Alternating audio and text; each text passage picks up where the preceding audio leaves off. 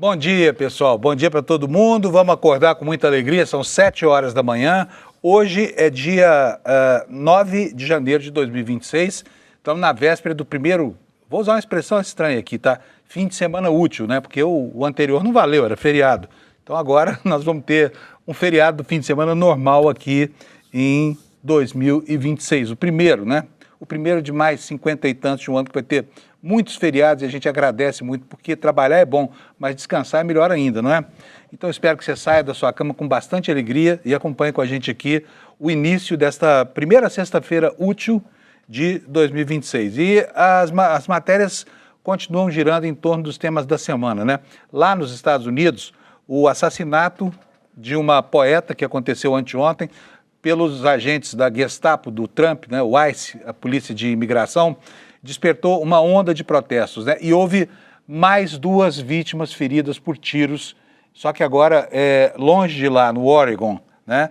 E, enfim, a situação nos Estados Unidos está, assim, no limite da tensão por causa da polarização e por causa das investidas do Trump sobre todas as áreas onde o bom senso teria que prevalecer. Mas ele, investido agora da sensação de plenipotenciário, continua abusando das suas prerrogativas e provocando aí uma onda de indignação e protesto, inclusive lá dentro dos Estados Unidos, né?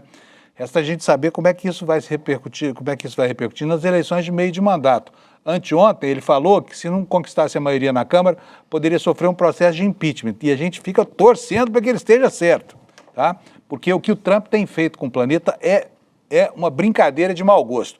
Desde que ele tomou posse, e parece que já faz 1 milhão de anos que isso acontece, todos os cantos do mundo estão sobressaltados, né, e com medo da instabilidade de um sujeito mercurial que foi descrito antes como uma espécie de menino birrento. Mas não tem nada de menino, muito menos de birrento. É um sociopata neonazista que está dirigindo aquele país e tentando dirigir o mundo conforme os seus valores, que todo mundo conhece. Segregacionista, que é um país apenas para americanos, trata na base da pancada imigrantes, agora está matando gente lá nos Estados Unidos, né?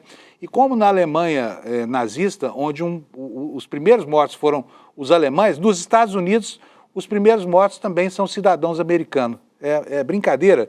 Isso é a história se repetindo como farsa, né? Neste momento aqui, trazendo de volta aquilo tudo que o mundo viveu 80, 90 anos atrás, que até hoje assombra a humanidade, que foi a experiência do neonazismo, uma doutrina que tem os mesmos valores dessas coisas todas que o Trump está fazendo. Aqui no Brasil nós temos a continuidade das denúncias do Banco Master. Ontem a Malu Gaspar deu mais uma catracada no esquema de influenciadores picaretas que recebiam cachês milionários. Para quê? Para espalhar fake news e detratar o Banco Central e as outras instituições que eventualmente viessem a atrapalhar os planos desse banqueiro vigarista, Daniel Vorcaro, né? E ontem a Justiça dos Estados Unidos acabou com a última tentativa de fazer uma manobra para salvar o que ele tinha de patrimônio por lá. Reconheceu a liquidação brasileira e agora os ativos do Banco Master e do Vorcaro nos Estados Unidos estão lá seguros, parados, né? Ninguém toca neles, a não ser com autorização da própria Justiça americana. E nós vamos ver, então, hoje no programa, daqui a pouco com o Lula e também com o Kleber, a extensão dessas denúncias contra os vigaristas brasileiros, que são esses influencers aí pagos a soldo desse banqueiro ou de qualquer outro que se proponha a divulgar as suas teses absurdas, né, na internet para criar pressão de opinião pública. Tudo isso vai ser descrito ao longo do programa de hoje, tá bom? Então é isso aí, espero que você tenha tido uma ótima noite de descanso. E agora eu vou chamar o meu companheiro Alex Amorim para conversar com a gente um pouquinho aqui. Alex, bom dia para você, meu caro. Tudo bem? Bom dia, Panunzo. Bom dia a todos. Como vocês estão? Sextamos finalmente. E hoje, nessa sexta-feira alegre aqui, de muito trabalho para nós todos. Panunzo, como você está? Tudo bom, Alex. Estou preocupado aqui com a Copa do Mundo, né? Nessa vacância aqui do futebol, porque o futebol está de férias no Brasil, mas nós temos aí um ano de Copa do Mundo, né? E o Donald Trump já segregou alguns países do mundo, a Somália, por exemplo. Ele se refere muito pejorativamente às populações africanas, porque é um racista declarado.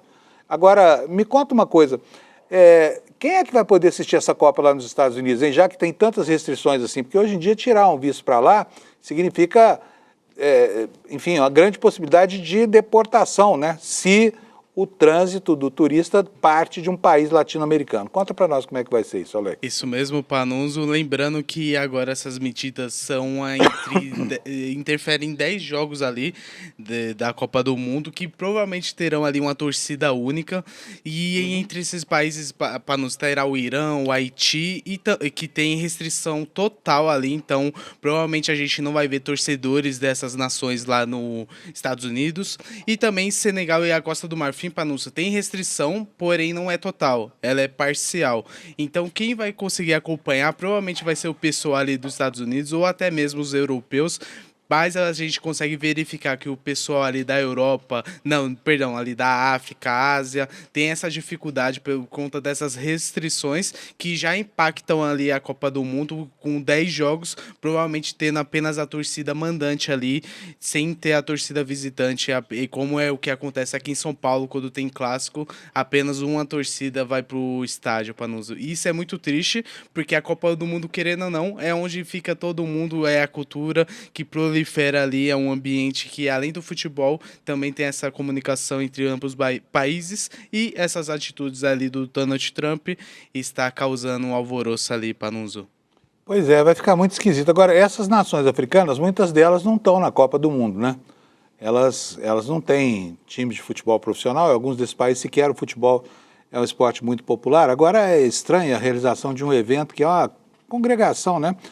Congrega aí, enfim, estabelece um ambiente em que a troca de contato entre gente de vários países forma um ambiente cultural, né, adequado para, enfim, para negociação de valores, de culturas, para as trocas intraculturais e também para a questão política, né? E vai ficar faltando esse colorido. Imagina uma Copa do Mundo com estádios vazios, só com uma torcida. Não sei se tem precedente disso. Será que tem, Alex? Então, Panunzo, para nós que está acostumado aqui em São Paulo, já tem essa regra, já estamos acostumados. Porém, é algo triste porque a gente não pode ter essa restrição da torcida. O que interage o futebol é aquela brincadeira, aquela troca, aquela rivalidade saudável que a gente fala assim no mundo do futebol. E isso é triste porque deixa essa rivalidade saudável fora do mundo do futebol e também ali nos Estados Unidos, na Copa do Mundo, que é o maior evento futebolístico do mundo, né, Panunzo? Pois é. Tá bom, Alex. Beleza, então. Obrigado para você, viu? Por nada, sexta, juízo no fim de semana, mas só o suficiente, tá? Obrigado. Eu tô tentando arrumar aqui. Agora, eu tô fora de foco, é isso? Sim. Vocês estão vendo aí, não é o seu olho, tá? É a nossa câmera. Pronto, agora arrumou. Voltou, vamos nessa. Vamos lá. Então você está enxergando direitinho. Pode ver aí, agora na nossa tela aí, o mapa da previsão do INMET que vai entrar para a gente falar sobre a meteorologia, né? Olha, o Brasil está aqui, menos áreas de chuva, só tem um alerta de tempo mais inclemente aqui no sul do país, né? A seta aqui está bem fincada no meio do Rio Grande do Sul. Nós vamos logo ver que diabo de alerta é esse aqui. O INMET está avisando que pode haver nessa região aí, que praticamente todo o Rio Grande do Sul, Serra Catarinense, Serra Gaúcha, vai até a divisa do Brasil com a Argentina e o Paraguai, né? E, bem, nós temos aí então uma situação de previsão de chuva de entre 30 e 60 litros por metro quadrado de chuva. É uma chuvarada grande, podendo chegar no acumulado a 100 milímetros por dia, né? E essa região está sujeita também à queda de granizo, né? Com risco de corte de energia elétrica, com estrago em plantações, que agora, enfim, a soja, o arroz estão já amadurecendo as bagas, então uma chuva de granizo hoje é prejuízo certo para a agricultura brasileira, né? Mas vamos torcer para que não aconteça nada de errado, tá bom? E eu vou voltar aqui ao mapa da previsão para que a gente possa ver as temperaturas hoje, como é que vão ficar. Já vou antecipar para vocês, não vou antecipar não, você espera um pouquinho sobre o fim de semana, principalmente aqui no sudeste brasileiro, tá? Vamos às temperaturas para hoje? Olha, chuva mesmo forte, então, como eu falei, só aqui no Rio Grande do Sul, em Santa Catarina, e aqui no estado do Amazonas, pegando também trechos de Rondônia e do Acre, né? E também um trechinho do Pará aqui, do Mato Grosso do Sul, mas a concentração mesmo vai se dar sobre o estado do Amazonas. E aqui em toda essa área que está mais branca no mapa, tá vendo? Isso aqui é seca, tá? Seca brava, lá é que precisa chover. Vamos para as temperaturas então, começando por Porto Alegre, já falei que vai chover.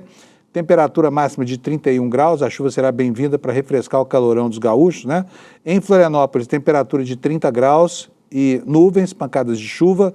Em Curitiba, também nuvens com chuva, 29 graus de máxima. Aqui em São Paulo, outro dia quente, hoje a temperatura vai a 31 graus Celsius. E lá no Rio de Janeiro, vai, como gostam os cariocas, a 36 graus Celsius, tá? Eles consideram isso lá uma temperatura amena, né?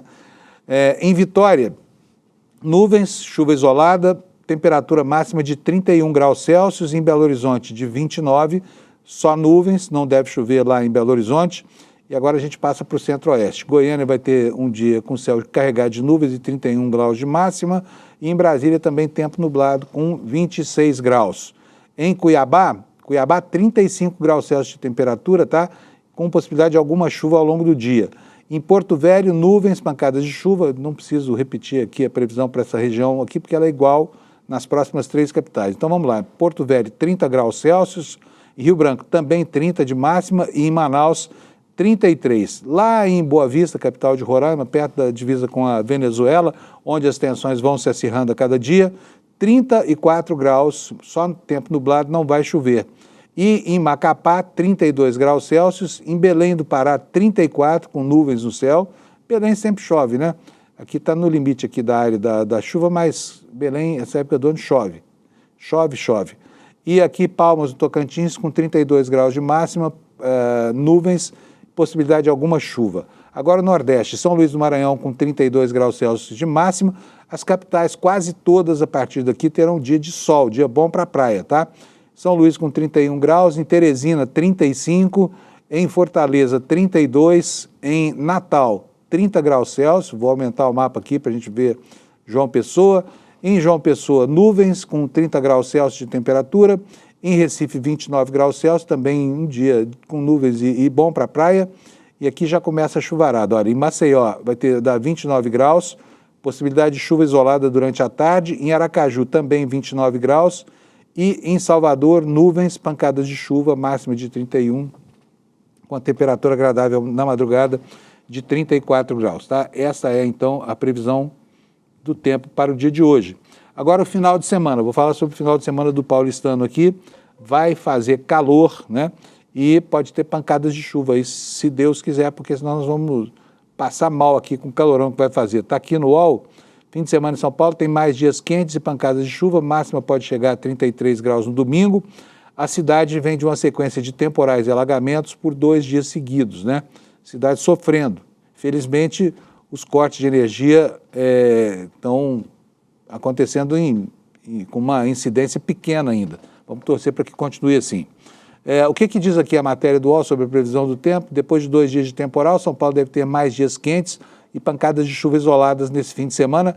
A previsão para sexta é de máxima de 31, vento fraco, muitas nuvens, tempo abafado. De acordo com o Instituto, os termômetros sobem mais durante o fim de semana, com máxima de 32 graus Celsius no sábado e de 33 graus Celsius no domingo, situação que pode continuar até o início da próxima semana. Também estão previstas pancadas de chuva isoladas, é a previsão do tempo aqui para a cidade de São Paulo. Pessoal, vamos então ver os destaques aqui no site do ICL.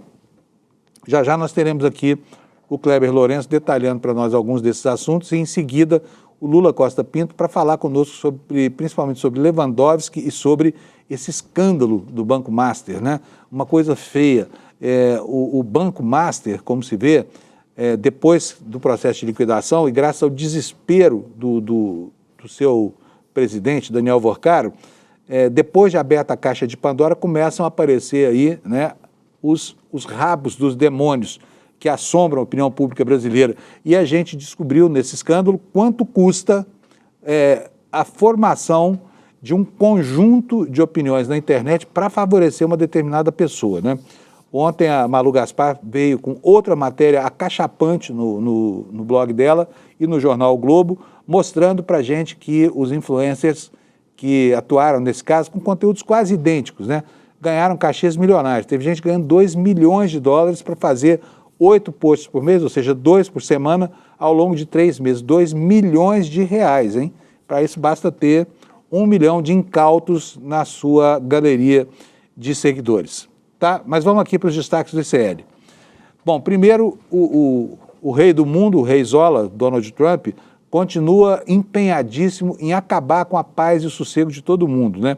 E agora está ameaçando uma empreitada por terra, como diz a nossa primeira manchete aí, contra cartéis no México, tá? Vamos ver se isso vai acontecer, até porque a presidente lá, Cláudia Sheinbaum, tem se posicionado de maneira muito positiva durante esse episódio todo, rechaçando esse tipo de ameaça, né? Depois nós temos aqui na coluna do Jamil Chad uma informação de que o Brasil está contribuindo para alavancar o comércio mundial e ampliar o déficit com os Estados Unidos. Quer dizer, o Brasil exporta menos e importa cada vez mais e assim os nossos dólares vão indo para lá, né? Ao contrário do que disse o Trump, que disse que o Brasil roubava os Estados Unidos na sua retórica de guerra econômica, né? Aqui nos destaques secundários, olha, especialistas avaliam riscos jurídicos na campanha dos influenciadores pró-Banco Master, tá? Daqui a pouco nós vamos falar sobre isso.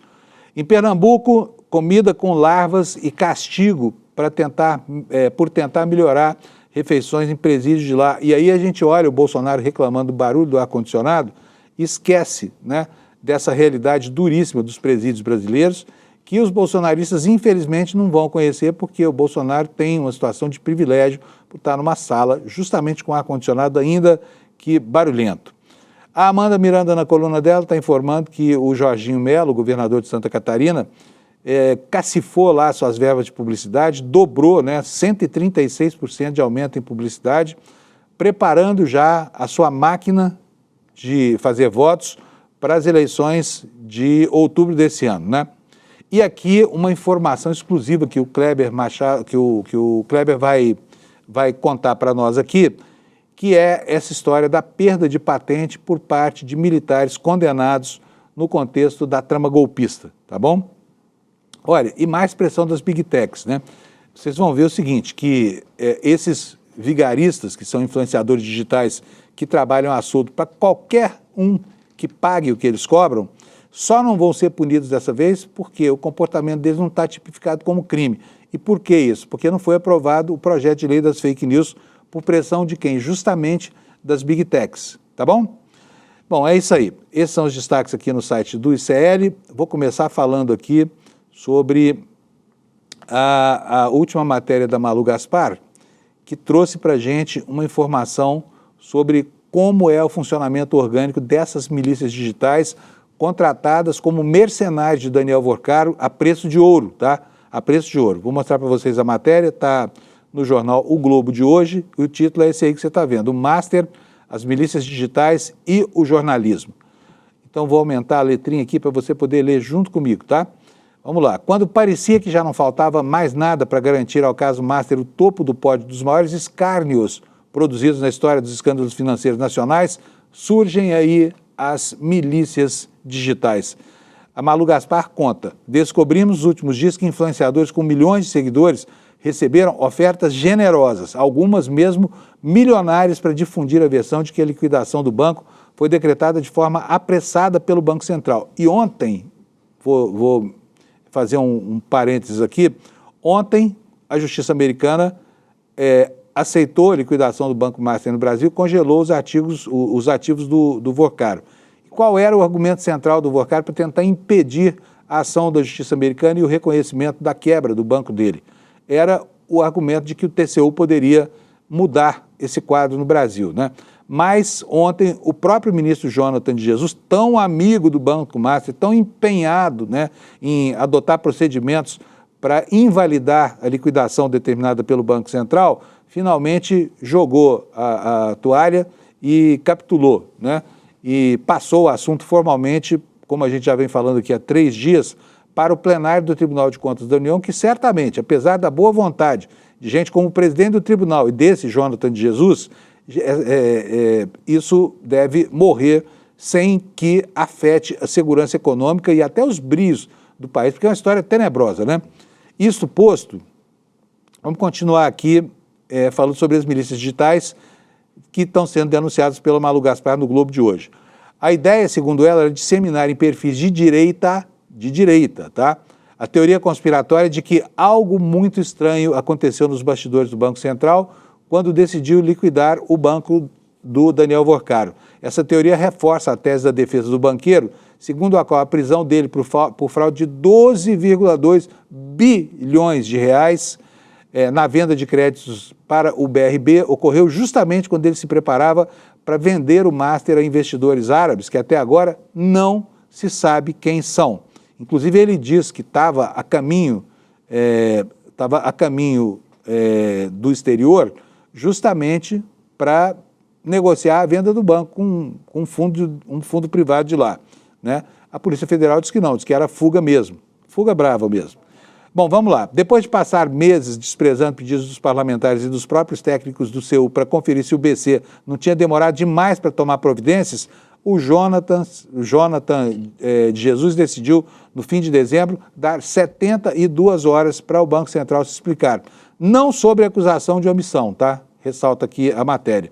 Sobre indícios de precipitação. Olha aí, né, os breadcrumbs, né, o rastro de migalhas de pão no caminho da corrupção, tá? E avisou, se não ficasse convencido, poderia simplesmente cancelar a liquidação do Master, disse o ministro Jonathan de Jesus dias atrás, você se lembra disso. Assim que soltou o despacho, os agentes do DV, que é o plano de mídia do Daniel Vorcaro, começaram a acionar os influenciadores que inundaram as redes de vídeo. Será que ninguém se interessa quando um banco desse tamanho entra em liquidação? Será que isso não vira oportunidade para muita gente grande? Recitou um influenciador com mais de 4 milhões de seguidores que se apresenta como especialista em hipnose, né? A gente viu isso aqui, é muito estranho. O cara se autodenomina hipnoterapeuta clínico, dando palpite sobre economia popular, sobre liquidação de banco. Com que expertise, com que legitimidade, ninguém sabe, tá? Aqui um outro trecho, olha só, de outro influenciador. Se existiam outras saídas, por que escolheram logo a mais extrema? Por que tanta pressa? Essa história está muito mal contada. A quem interessa a liquidação tão rápida do Banco Master? Diz aqui a Malu Gaspar que não se tem notícia de que Vorcaro e os advogados dele também tenham dotes psíquicos ou paranormais, mas é evidente que se julgam poderosos o suficiente para convencer qualquer um de qualquer coisa. E aqui o texto da Malu ressalta que eles não estão errados, tá? Mesmo sabendo que não tinham poder legal de cancelar a liquidação de um banco, o ministro Jonathan e o presidente do TCU, Vital do Rego, se mantiveram firmes até onde eles conseguiram. Só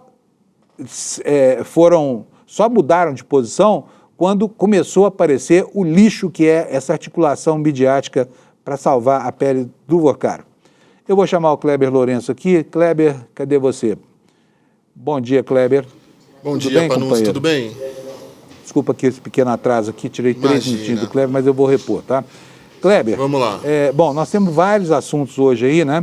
Vamos começar por essa história dos influenciadores, né?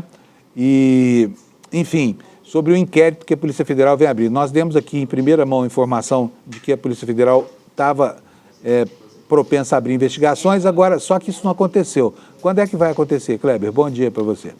Bom dia, Panunzio. Então, como a gente comentou ontem, né, eu conversei com o diretor-geral da Polícia Federal, André Rodrigues, que comentou que estava ainda em fase preliminar. Eles estão reunindo informações, ainda estão ali fazendo uma investigação preliminar para avaliar a possibilidade de abrir ou não um inquérito sobre isso. Pelo que eu conversei com outras fontes na Polícia Federal, a propensão é de que eles abram sim um inquérito para investigar o episódio. Porém, por que isso ainda não aconteceu? Porque é um caso muito delicado. Eu conversei com alguns especialistas em direito e liberdade de expressão, e o que eles comentaram comigo, principalmente, Panunzio? Que não tem legislação hoje efetiva contra fake news. Devemos lembrar que a pele das fake news foi enterrada ali pela extrema-direita e pelo centrão, então não tem uma legislação que possa, de fato, tipificar os crimes que possam ter sido cometidos por esse pessoal. Porém, há uma margem para que seja enquadrado como obstrução de justiça. Segundo o advogado André Matheus, que é especialista em liberdade de expressão e com quem eu conversei ontem, ele disse que, do ponto de vista jurídico, é possível vislumbrar um concurso de crimes, incluindo crimes contra a honra e associação criminosa. Só que, para que isso ocorra, eu conversei também com outros especialistas, precisa-se também que fique muito bem comprovada a tentativa de obstrução de justiça de Daniel Vorcaro com essa iniciativa de contratar os influencers para atacar as autoridades. Então, a dificuldade maior está ali nesse limbo jurídico que existe na legislação brasileira, que até hoje é muito frágil contra os crimes de fake news, Panunzio. Pois é, não vai dar nada. É isso que o Kleber está dizendo. Trocando em miúdos é isso. Ninguém sabe como é que vai punir essa gente mal intencionada que estava na internet te enganando, viu? Você que tem aplicação financeira, diziam para você que o Banco Master era saudável, que sabe? É uma campanha que começou lá para trás, né? No tempo da venda do Banco Master, do Banco Master para o BRB, nessa transação. Tem aqui, vai sofrer, tem gente que vai sofrer, né, Ibanez? Fala, Kleber. E aí, Panunzio, nesse caso, a Polícia Federal só vai de fato abrir inquérito quando tiver um caminho muito claro ali para a obstrução de justiça. Essas fontes com que eu conversei falaram que o caminho para apurar esse episódio é, de fato, a obstrução de justiça. Isso, inclusive, pode devolver o Vorcaro para a cadeia também, ali sem possibilidade de fiança, uma vez que é um crime relativamente grave ali no direito penal. Além disso, Panunzio, dentro dessa situação toda, o que pode acontecer com os influencers, segundo esses especialistas com quem eu conversei? Eles podem ser enquadrados, por exemplo, no artigo 37 do Código de Defesa do Consumidor, uma vez que eles fizeram publicidade sem a devida sinalização de que aquele conteúdo era uma propaganda. Então, veja só como as coisas são complicadas. Fala-se em crimes contra a honra, ora fala-se em associação criminosa, mas para que isso ocorra, inclusive até por conta da repercussão do caso do Banco Master, é preciso que tudo esteja muito bem ali amarrado pela Polícia Federal e pelas autoridades para que não abra qualquer brecha no futuro que acabe beneficiando tanto os executivos do Banco Master envolvidos nesse caso, quanto os influencers. Muito bom. Vamos mudar de assunto. Ontem o ministro Lewandowski apresentou a sua carta de demissão. Ele já havia anunciado, portanto não há surpresa na demissão, mas houve surpresa em relação ao momento da apresentação, porque se esperava que ele ficasse até fevereiro. Mas hoje, de madrugada, aqui conversando com o Kleber, aqui, ele lembrou, porque o Kleber tem uma memória prodigiosa, lembrou que não é a primeira vez que o Lewandowski arruma as coisas e esvazia as gavetas, né? Só que dessa vez foi para valer, né, Kleber? Exatamente. Na verdade, no final de 2024, o Lewandowski chegou a conversar com o presidente Lula sobre uma eventual saída. Eu até busquei aqui no registro.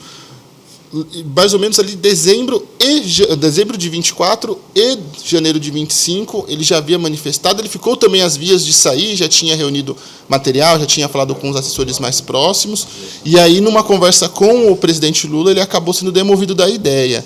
Então, no mínimo, o Lewandowski já está desde 2024 pensando em sair da pasta, ensaiou algumas saídas, e aí finalmente agora conseguiu concretizar seu desejo. Tanto o ministro quanto pessoas próximas ao ministro afirmam que é mais por questões pessoais, porque ele também estaria muito cansado para conseguir acompanhar o ritmo puxado, que é a pasta da Justiça, uma pasta muito complexa, mas também algumas frustrações, como, por exemplo, a deformação do PL antifacção, também do pacote da PEC da Segurança Pública. Então, são algumas das frustrações, e também o fogo amigo constante que ele recebeu no governo de alguns aliados do presidente, que tinham muito interesse em desmembrar a pasta da Justiça para que fosse criado o Ministério da Segurança Pública separado também, algo que o ministro Lewandowski era contra.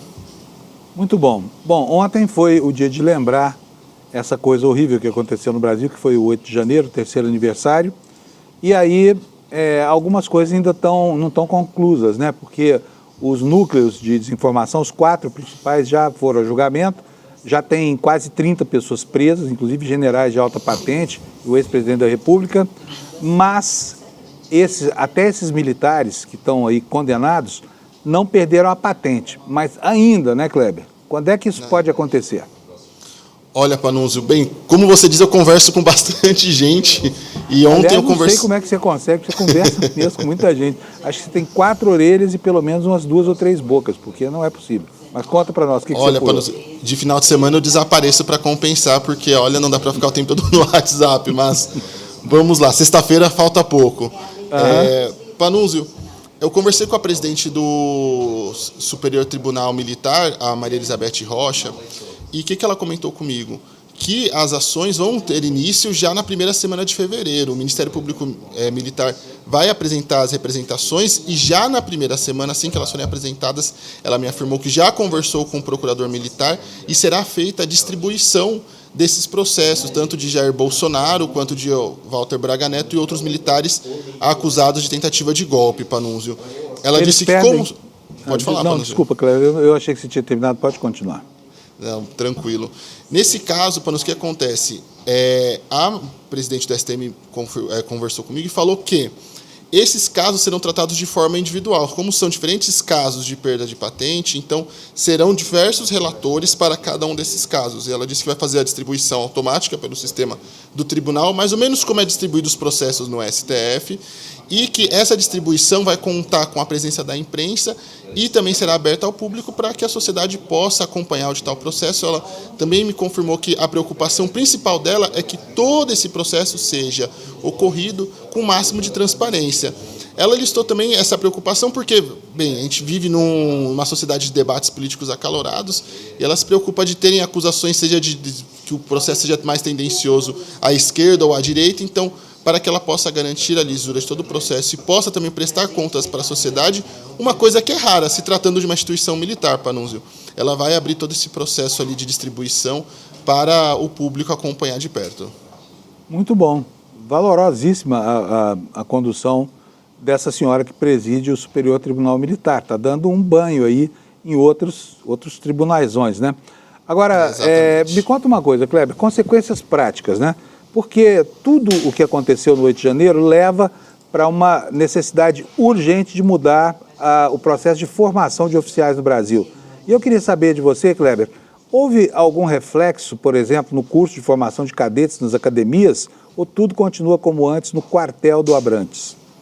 Tudo continua como antes e até pior, Panunzio. Não só a formação dos militares precisa ser urgentemente revista, uma vez que existem dois pilares de problemas ali. Primeiro, nossos militares são formados pela doutrina do inimigo interno, ou seja, tanto eu quanto você, quanto os demais brasileiros e a comunidade do ICL que nos assistem, são encarados sim como inimigos em potencial para as Forças Armadas brasileiras. Além disso, o segundo ponto que é preocupante é que nessa formação deles é apregoado de que a República, a democracia, é um presente dos militares à sociedade civil, por conta ali da instauração da República, porque a República nasceu de um golpe militar, inclusive. Além de outros problemas estruturais também, como a questão de você ter militares disputando eleições, eles podem sair do Exército, disputar, voltar para o Exército, ou entrarem em cargos políticos, depois saírem e voltarem para o Exército. Tem vários problemas estruturais que não foram corrigidos e ainda não seguem sem correção.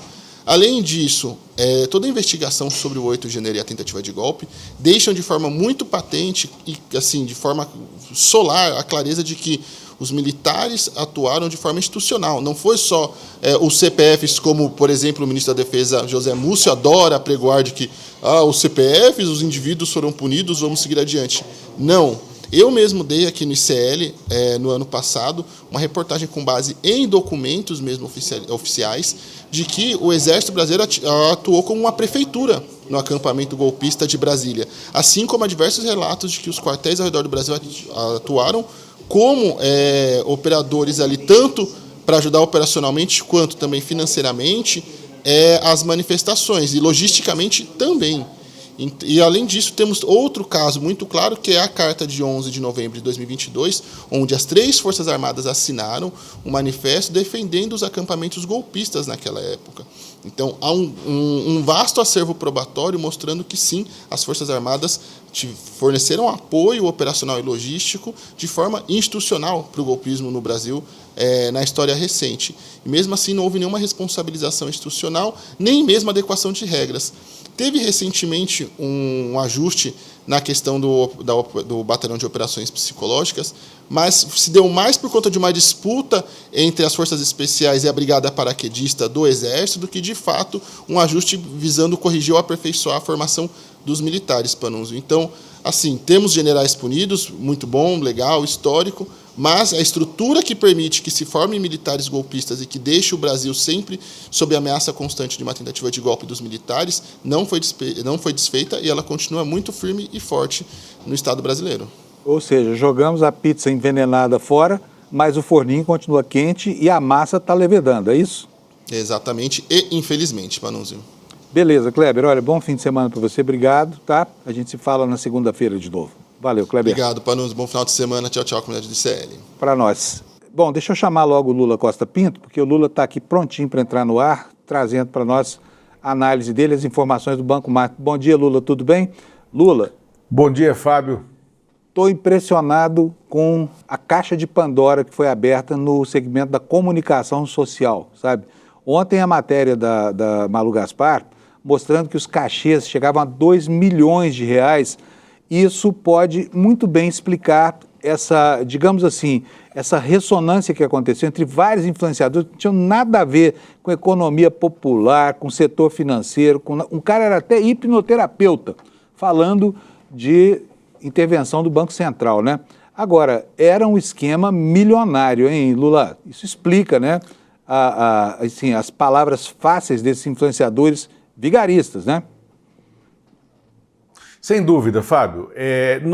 Nós aqui no Desperta, anteontem, quarta-feira, nós ajudamos a abrir essa tampa desse bueiro das redes sociais, dos perfis de direita, de extrema-direita, dos perfis isentões e dos perfis de fofoca, que era justamente a tentativa de furar a bolha das redes sociais, a bolha da internet no fim do ano.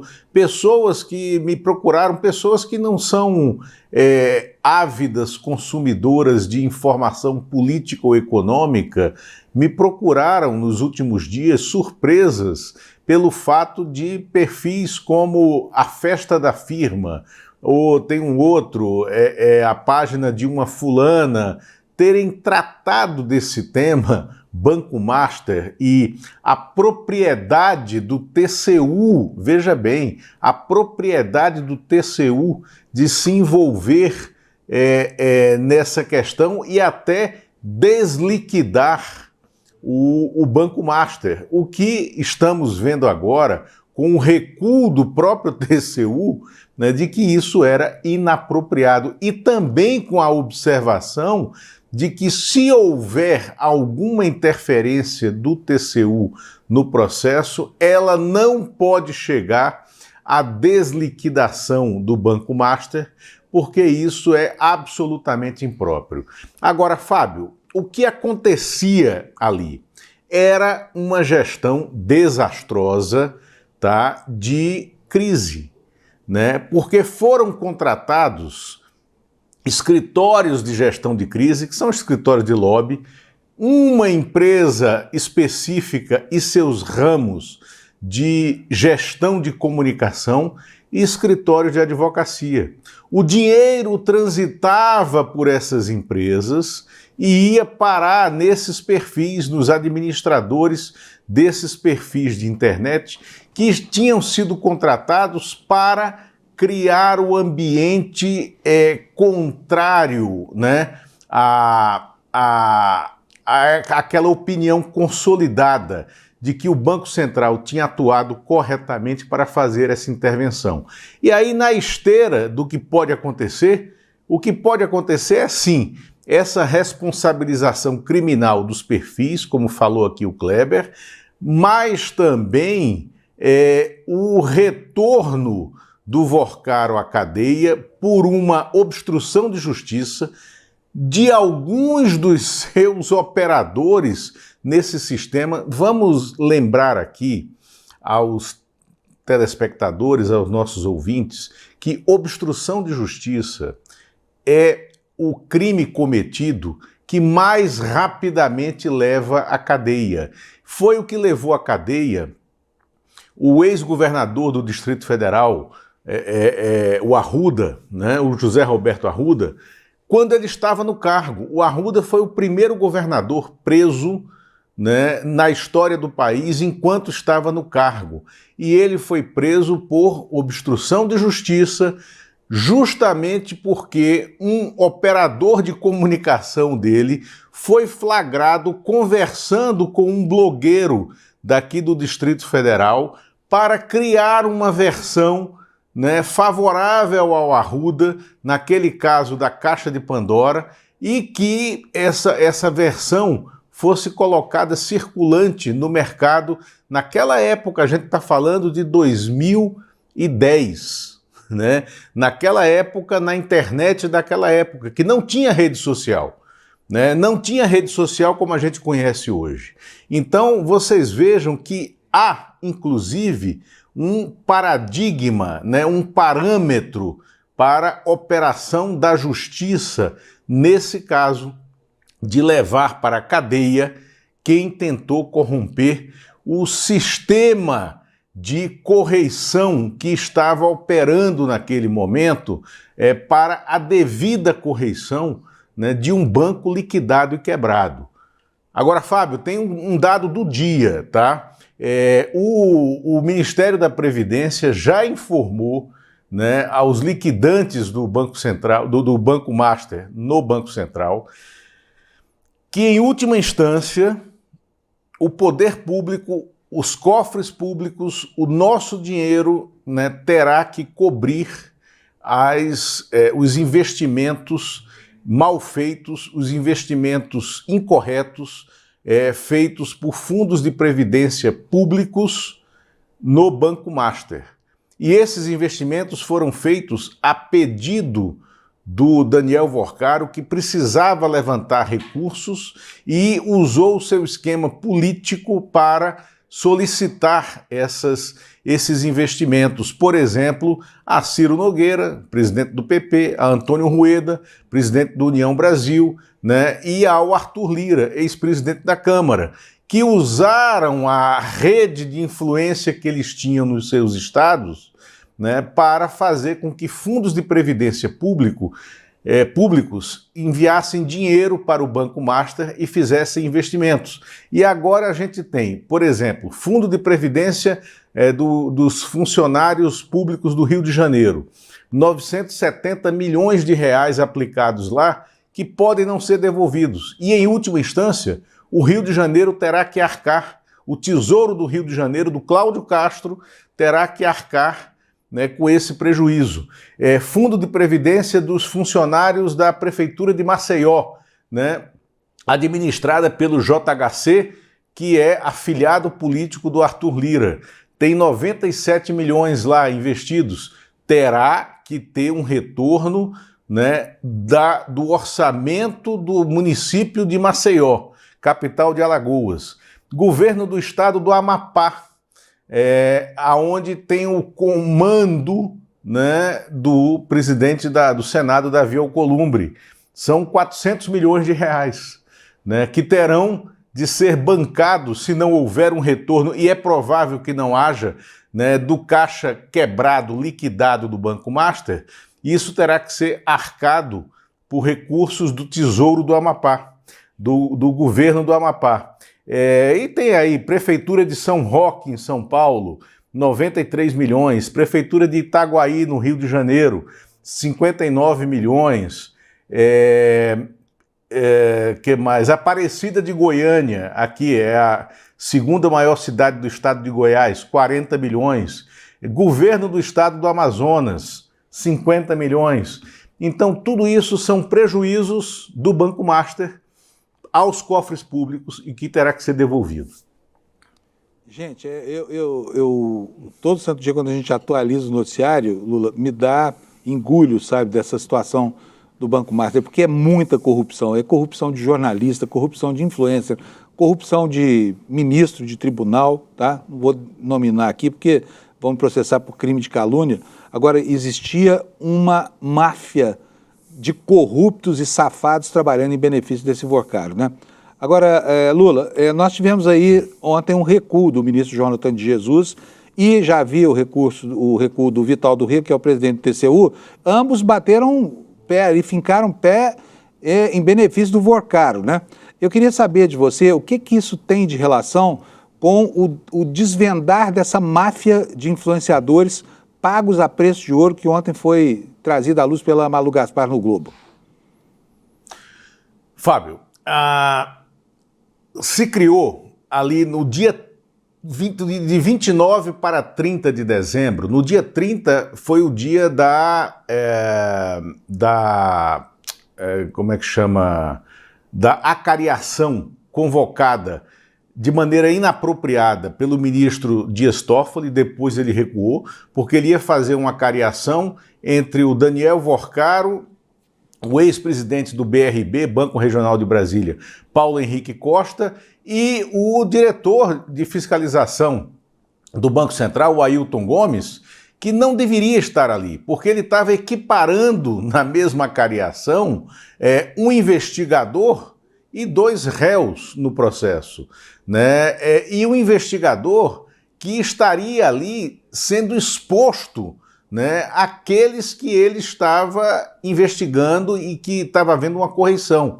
Então, no bastidor, para que aquela cariação mudasse no dia 30, né, no bastidor, houve uma operação muito pesada do governo como um todo, mas do ministro Fernando Haddad em especial e do presidente do Banco Central, Gabriel Galípolo, para que o Ailton Gomes fosse retirado da cariação, como foi, com o recuo do Dias Toffoli. Mas qual era o target da defesa? O target da defesa do Daniel Vorcaro era que aquela cariação não ocorresse. E eles tentaram fazer isso de maneira voraz. Foi naquele momento que estourou, que saiu do esgoto, né, essa operação chamada Operação DV, né, ou Projeto DV, que era o pagamento dos influenciadores para, num primeiro momento, tentar fazer com que a cariação ocorresse com o diretor do Banco Central para que ele ficasse exposto, o que era indevido, e aí houve o recuo do Toffoli, e o segundo target era confundir a opinião pública, dando propriedade àquela maluquice de que o TCU poderia desliquidar, né, o Banco Master. Isso não poderia ser feito. Agora, qual era a sustentação, qual era a nuvem de alguma consequência que eles tinham para divulgar isso? Era justamente esse pedido do ministro Jonathan de Jesus, né, para que os auditores do TCU entrassem no sistema de fiscalização do Banco Central e pudessem fazer uma reversão dessa liquidação, o que era impossível, né? Então, esse foi o objetivo da Operação DV, né, com os influenciadores. E é aí, e criou-se uma grande confusão, né, em toda a mídia, porque aí mesmo perfis da mídia digital independente, perfis que a gente chama de centro-esquerda, perfis que estavam do outro lado do balcão da internet, da mídia digital, começaram a comprar esse discurso. Não era apenas os influenciadores pagos, né, de extrema-direita ou de direita. Era também, né, havia uma operação que era tentar fazer com que o lado de cá, o lado mais independente da mídia, também comprasse esse discurso. Então, essa operação, ela de fato aconteceu, ela teve consequências, ela provocou ruídos no fim do ano e agora a gente está vendo que havia uma remuneração, um retorno, né, pago pelo próprio Daniel Vorcaro nesse sentido. E o que é fundamental fazer agora, Fábio, é definir como é que circulou o dinheiro para pagar esses perfis. E aí eu te falo com absoluta segurança. Esse dinheiro circulou entre escritórios de assessoria de comunicação, entre escritórios de pagamento de gestão de crise, que é lobby, né? E entre escritórios de advocacia também, né? Então houve essa confusão. E isso vai ser destrinchado agora, tá? Nessa investigação que vai ser aberta, né? O Kleber falou que tinha havido um recuo no fim da tarde de ontem, mas eu te afirmo que essa investigação vai ser aberta. Por quê? Porque é um compromisso do próprio Ministério da Justiça, né, de abrir essa investigação, porque eles querem fazer uma conexão desse fato ocorrido com justamente a atuação das plataformas digitais, né, na disseminação do discurso de mentira, fake news, que foi tão pernicioso em todo o processo político brasileiro de 2018, talvez até de 2015 para cá. Lula, me conta uma coisa. O Lewandowski, né, o Kleber Lourenço lembrou muito bem aqui que no fim do ano retrasado, no fim de 2024, ele já havia ensaiado uma saída, até levou a caixinha, limpou as gavetas, mas não saiu, ficou. Agora, só que a saída dele prevista para fevereiro foi antecipada para agora. Por quê? Fábio, há alguma coisa no ar, são essas razões pessoais que o Lewandowski está alegando para ele ter saído logo. Ele, de fato, teve uma série de desentendimentos políticos com o ministro Rui Costa. Vamos falar aqui de maneira muito clara e objetiva. Não existia perfil melhor, mais íntegro, né, mais significativo para integrar o Ministério da Justiça, para liderar o Ministério da Justiça nesse governo Lula, do que foi o Lewandowski, sucedendo ao excelente ministro Flávio Dino, né? Então, o Lewandowski é uma das personalidades jurídicas mais sérias da cena brasileira. E ele não foi tratado internamente, sobretudo pelo ministro Rui Costa da Casa Civil, como alguém que tivesse esse perfil, né? Eles tiveram vários problemas administrativos e isso irritou profundamente o ministro Lewandowski. A segunda questão o ministro Lewandowski, no curto período entre a saída dele do Supremo Tribunal Federal e a volta e a ida dele para o governo no Ministério da Justiça, ele trabalhou como advogado, né? Tendo trabalhado como advogado, como parecerista, como jurista, ele teve um contrato de advocacia com várias empresas privadas, entre elas, ele teve um contrato com o Banco Master. Ele integrou o conselho do Banco Master. E isso aqui lembra, ele era conselheiro do Banco Master, nessa vacância entre o Supremo e o Ministério da Justiça. Ele era conselheiro do Banco Master. E ele sabe que isso será agora, isso virá à tona. E não só do Banco Master, né? Porque o escritório de advocacia dele tem como sócio o filho. Depois que ele saiu do conselho do Banco Master, o filho naturalmente o sucedeu, né, nesse contrato. E isso seguiu, né? Há um desconforto do Lewandowski por essa cobrança, né? E ele não estava à vontade com isso. E certamente, aí eu não sei, né? Ele pode ter desconforto com outros contratos que podem surgir. Esse é um dos assuntos, tá? Esse é um dos motivos, além do motivo do choque com o ministro Rui Costa, da ausência de verbas, como ele mesmo vocalizou, e da pressão para que houvesse um tipo de ação na área de segurança pública da qual ele discorda. O Lewandowski sempre foi um jurista humanista, né?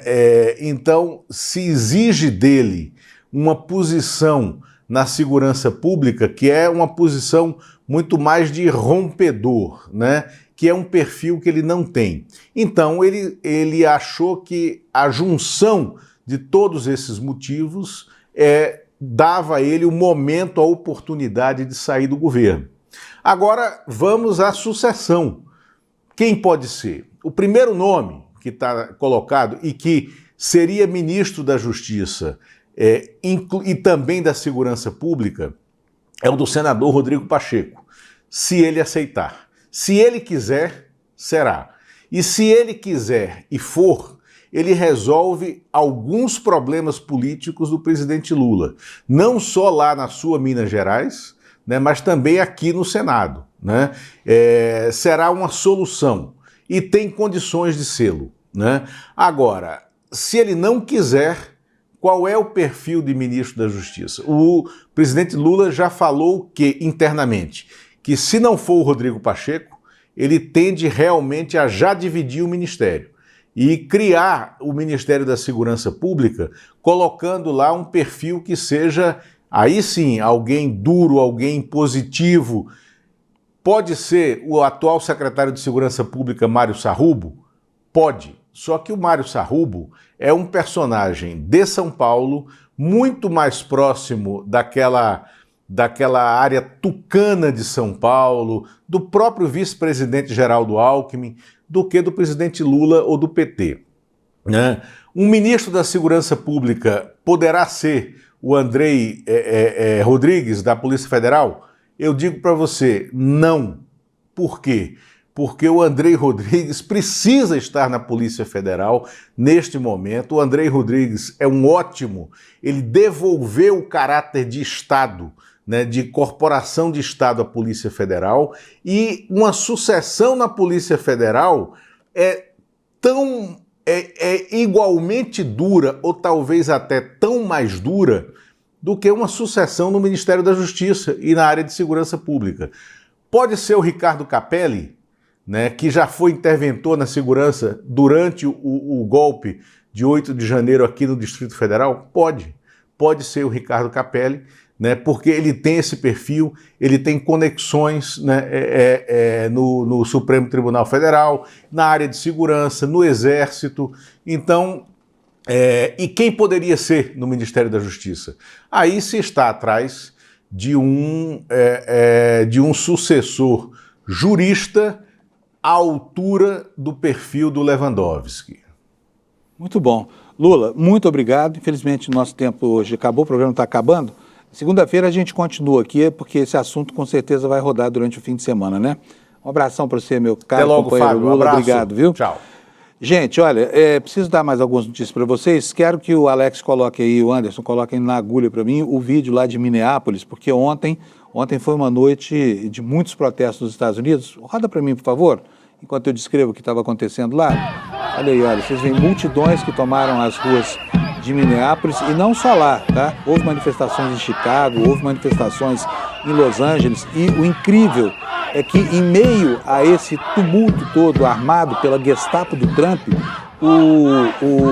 os agentes federais atiraram em mais 2 pessoas. Quer dizer, existe uma situação potencial, né, que caminha para uma situação de confronto, de guerra civil mesmo lá dentro dos Estados Unidos, né? E ontem, pode voltar aqui para mim, por favor, o Alex, porque eu preciso que você mostre aqui para mim essa página, porque está se fazendo de tudo lá nos Estados Unidos para que o Estado, que aqui como no Brasil, o Estado de Minnesota seja o responsável pelas investigações. Ontem, o prefeito de Minneapolis, que tem tido uma atuação muito proativa, publicou esse lamento aí, dizendo o seguinte: ó, a decisão de remover o BCA, que é o Bureau de Investigação Criminal, equivalente à nossa Polícia Civil, da investigação do tiroteio envolvendo o ICE, é profundamente decepcionante. Estamos preocupados com o fato de que a investigação está prosseguindo sem os parceiros estaduais. Estamos pedindo um processo claro e transparente que inclua as agências de investigações do Estado, que Estado não é Estado com E, mas é Estado com letra minúscula, Estado de Minnesota, tá bom? É isso sobre os Estados Unidos. Deixa eu ver se eu tenho tempo aqui para mais uma coisinha. Não vou ter tempo, nós vamos ter que discutir isso lá no N1. Mas eu queria mostrar para vocês ontem a fala do Lula durante a solenidade lá, que tinha por objetivo lembrar a barbaridade que aconteceu no 8 de janeiro de 2023. Mas o N1 vem aí, tá bom? Para mostrar isso para vocês. E eu tenho que encerrar aqui o programa, porque já falta só um minutinho, senão eu vou tomar uma bronca aqui. Eu não quero tomar essa bronca, porque hoje é dia de descansar. Então, eu quero que o meu caro Alex coloque aqui no meu telão. Olha aqui a nossa promoção, ó, o Mapa da Mina 2026. Vai ser agora, olha, no dia 29 de janeiro, uma quinta-feira, às 8 horas da noite. Você que tem investimentos, que tem, enfim, que tem fundos, o Banco Master está aí para provar para a gente, né? Precisa entender como é que funciona a economia. E essa é uma aula gratuita do Eduardo Moreira, vale super a pena assistir, né? Para garantir sua vaga, você tem que vir aqui, ó, no despertaicl.com.br, deixa lá seu e-mail e aí você garante seu convite, a gente envia para você o link da transmissão do dia 29, tá bom? É isso aí, pessoal. Boa sexta-feira para vocês, bom fim de semana. Para quem é de praia, boa praia. Para quem é da montanha, boa montanha. E a gente vai ficando por aqui. Segunda-feira estamos de volta. Um abração, bom fim de semana. Em 2025, o mercado financeiro errou todas as previsões para dólar, bolsa e tudo mais. Mas isso não é surpresa. O mercado tem interesse por trás de todas as previsões. E quando você entende só metade do caminho, você vira refém dos coaches e do mercado financeiro que são patrocinados por bancos. É por isso que eu e o Eduardo Moreira preparamos algo de especial. O Mapa da Mina de 2026, no dia 29 de janeiro, às 8 horas. Uma aula para quem quer previsões independentes para 2026, sem interesse de banco por trás. Você vai entender o que se espera de verdade para dólar, bolsa, juros e fundos em 2026.